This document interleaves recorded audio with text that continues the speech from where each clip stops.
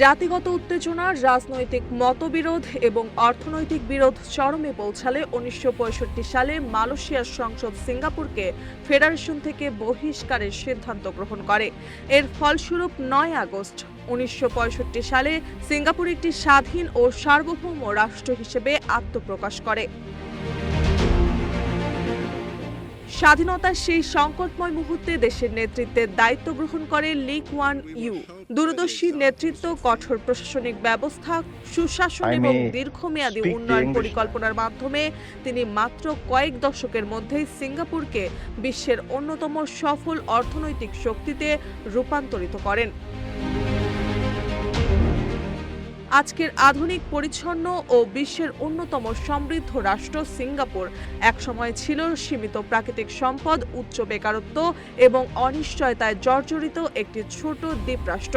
লি কুয়ান your নেতৃত্বে সুশাসন, শিক্ষা, শিল্পায়ন, বৈদেশিক বিনিয়োগ আকর্ষণ এবং দুর্নীতির বিরুদ্ধে কঠোর অবস্থানের মাধ্যমে সেই রাষ্ট্রই এখন উন্নয়ন ও সমৃদ্ধির এক অনন্য উদাহরণ হিসেবে বিশ্বজুড়ে স্বীকৃত।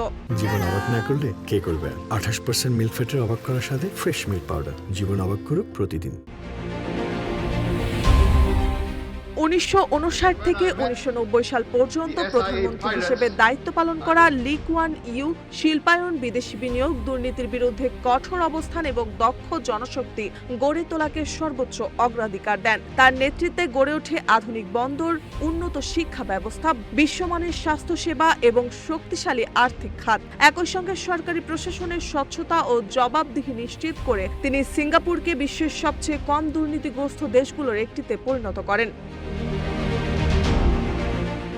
তবে তার শাসনামল বিতর্কমুক্ত ছিল না। রাজনৈতিক বিরোধের ওপর কঠোর অবস্থান, সংবাদ মাধ্যমের স্বাধীনতার সীমাবদ্ধতা এবং কঠোর আইন প্রয়োগের কারণে তিনি কঠোর সমালোচনার মুখেও পড়েন। সমর্থকদের মতে দেশের স্থিতিশীলতা ও উন্নয়নের জন্য এসব পদক্ষেপ প্রয়োজন ছিল। অন্যদিকে সমালোচকদের দাবি এতে গণতান্ত্রিক অধিকার সংকুচিত হয়েছে।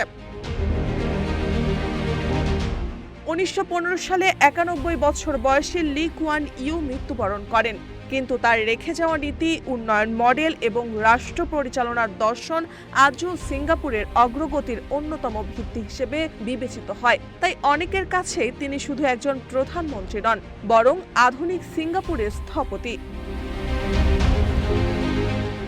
নিউজ ডেস্ক, রূপালী বাংলাদেশ।